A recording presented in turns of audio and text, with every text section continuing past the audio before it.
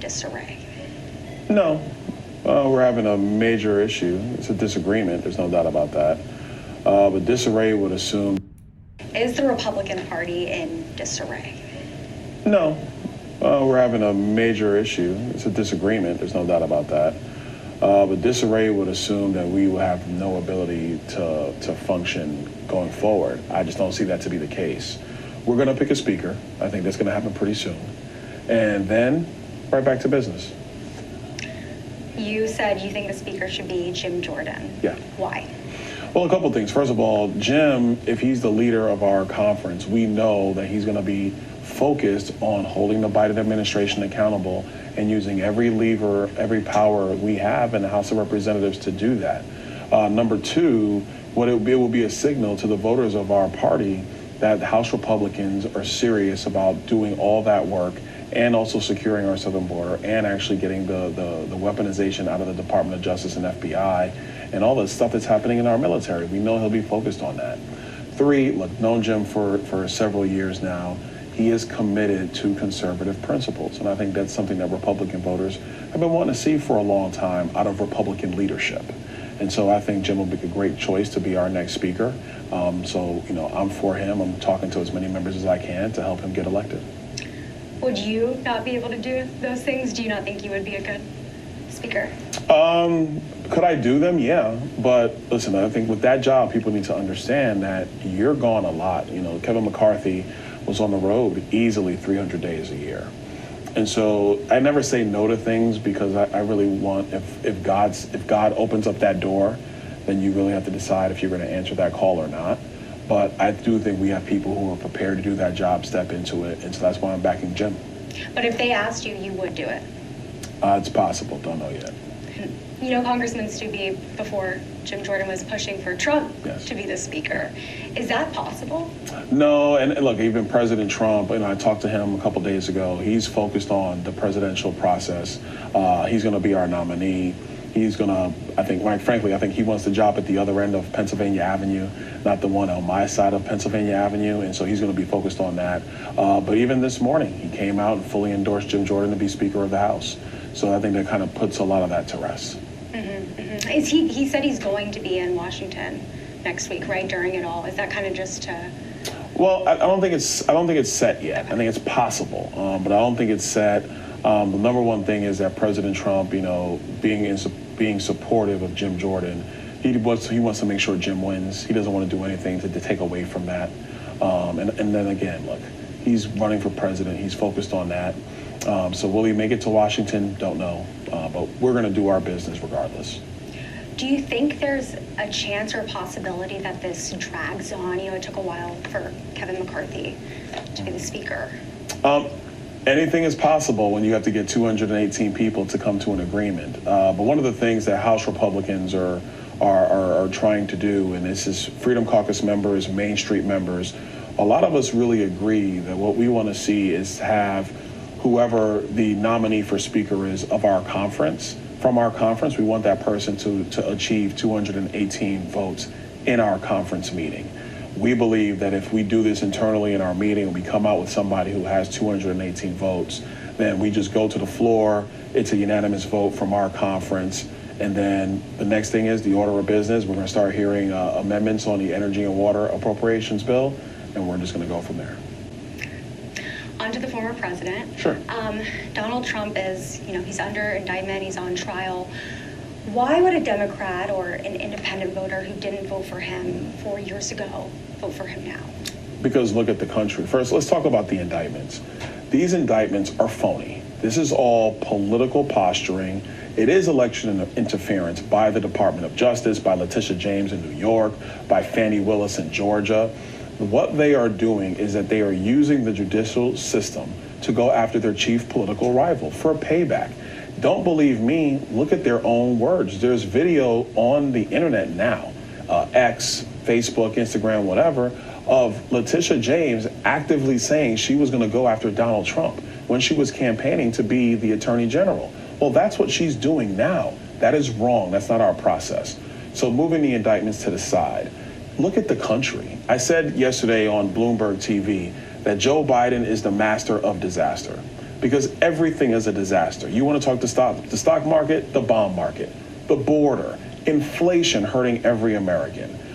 Foreign policy has been an abject failure. Afghanistan, the Russian invasion of Ukraine. We have had to leave 4 embassies in 3 years under Joe Biden's presidency. It doesn't get reported a lot about.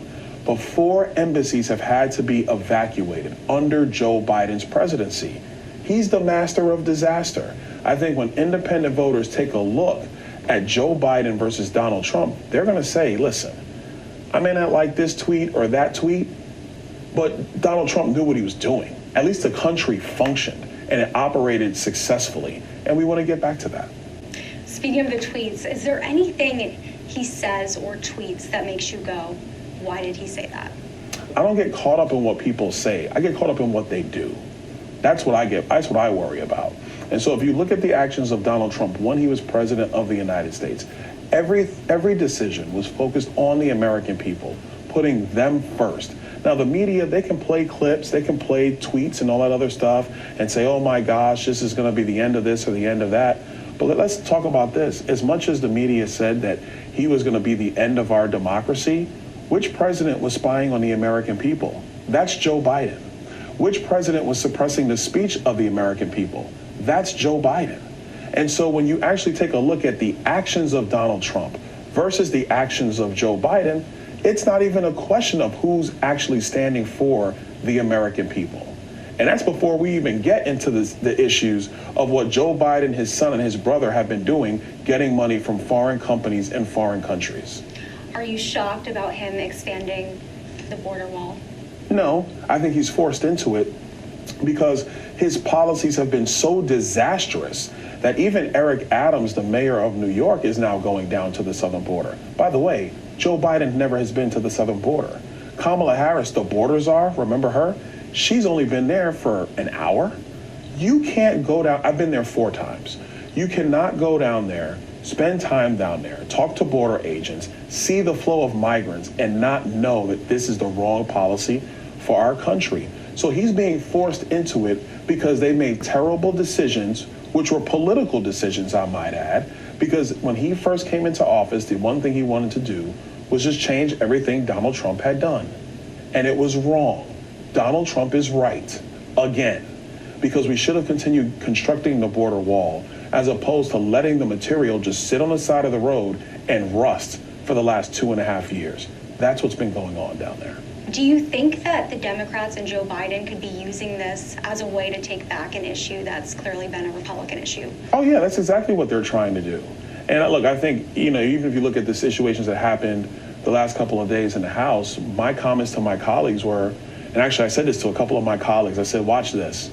I said, because now we have to figure out who the next Speaker of the House is going to be, watch the White House use that opportunity to try to start reversing course on border policy. Because they're wrong, and they're massively wrong on it. But they also understand politics. So now what do you see? The White House comes out and says, oh, we're going to build a little wall. But they're not walls. He doesn't want to call it a wall. It's a barrier. This is the kind of stupidness that happens in politics that people are sick of. So they're trying to use what's happening in the House of Representatives to distract from them shifting their policy. But this little fig leaf of a shift is not enough. We need real border security that has to occur in all phases, not just 50 miles of border wall. What do you think about Ron DeSantis's claims that Donald Trump failed with the border and he won't? Well, I just don't agree with that because at the end of the day, you got to understand, a president of the United States has to work with the Congress that is there.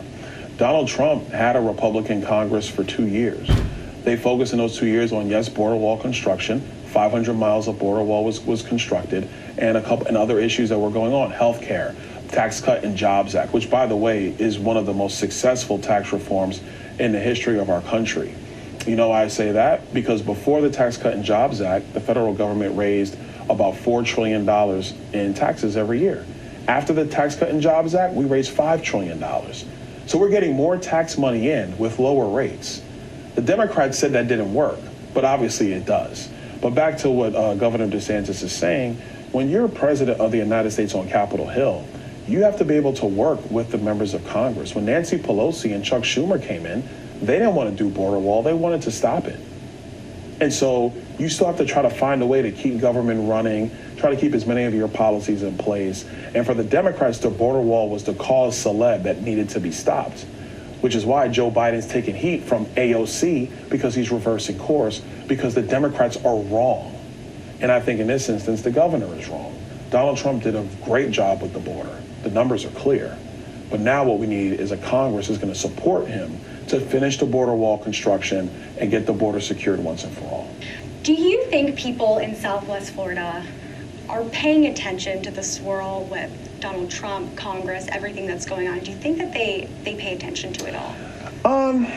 A little. You know, I try to talk, when my colleagues on Capitol Hill, what I tell them is that when we're in Washington, it seems like all of this is the only thing that's going on. And I always have to remind them, no, people are going to work, they're going home. They're picking up their kids, they're going to the movie, they're going to dinner, you know, they're hanging out with their loved one. They might have had a fight with their loved one. Life happens, regardless of what's happening on Capitol Hill. So I think people might see a clip of it on the news, but it's not dominating their lives. Our job is to just make sure that with our time that we have a majority, that we're effective and we get things done for the American people. I think that's what we're going to be judged on in the end. Is there anything here in Southwest Florida you want to talk about that you're trying to do nationally or anything like that? Well, actually, two things. One is FEMA supplemental for Southwest Florida, Big Bend area of Florida. Myself, Kat Kammick, Greg Steube, Senator Scott, we've been in constant talk about how to do this. Obviously, with government funding kind of hanging in the balance right now, it makes it a little tougher. But we're still trying to find ways to get that accomplished, because it's not just Florida, it's people of Maui. It's still people of East Palestine, Ohio, who there are resources that they need for them to get back on their feet. Second thing is the bill that I filed, Greg Steube has filed, about people being able to make tax deductions for disaster recovery. Greg Steube's bill was actually agendaed for Ways and Means, but of course, because the speaker was vacated, that markup has been stopped. Our hope is to get back to that markup very, very quickly so we can come out of the House, go to the Senate can deliberate it, and then we can get that to the president's desk for signature to help people in our country who are having to pick up the pieces from a disaster that they've dealt with. But we've not forgotten that. We are working that very, very hard. We got some key commitments to get it done from Speaker McCarthy, but we're going to have to go back through that process to get it done right now. But I think we'll be able to finish that work. At the end of the day, do you think people vote with their pocketbook? Of course. Listen, I was I was in an airport. I was flying out of Miami, and I was flying back to Washington. I think that's where I was. And a guy walked up to me in the airport. He goes, hey man, you Congressman Donalds? And I said, yeah. And he pulled me to the side and he goes, man, this economy sucks, man. Like, we need Trump. It's a black guy in Miami. He just walked up to me. I think people do vote with their pocketbooks because at the end of the day, the circus, the pageantry in Washington, the tweets, the interviews, that stuff's all right. But what matters to people is what's going on their kitchen table every single day. Also, what's going on with their kids every single day. Also, what's going on in their communities every single day. I think this is part of the reason why now the White House has to start building border wall. Because when you start kicking sport teams off of their fields because they're building shelters for migrants, moms are upset, dads are upset, and they look at that stuff. And so it's cliched in politics, but those house issues, kitchen table issues, however you want to call it, that stuff matters. People do vote based upon that. Do you feel like the Republican Party is really divided right now, or no? There are divisions. But, my view is, I think when we're done with this nominating process, I do believe we're going to be one party. A House divided upon itself just simply can't stand. And I know that everybody's going to have their view of who the nominee is one way or the other. But that doesn't matter. We are dealing with a political party in the Democrat Party that does not care about how their policies affect the American people. I can go through a litany of every one and give you 4 examples about how it's damaging to the people. So I think as a Republican, we're going to come together. That's actually, I've told President Trump, my mission is you're the nominee. We got to bring everybody in. We got to be one party. It's time to go win, get the job done, and that's it. And you think you can unite to pick a speaker too? Yeah, I believe so. I think we're going to get there because the members are frustrated, obviously. There are members who are upset, totally understand that. But at the end of the day, we were elected to do a job. And I think that there's cooler heads are going to prevail. We're going to get back to business. And then what's going to happen, in my view, over the next couple of weeks is we're going to be working round. If it's my way, we're working 6 days a week to get through the appropriations process. And, everybody just needs to kiss their families and say, I got to be in Washington because we were elected to do a job and we're going to make sure that job is done.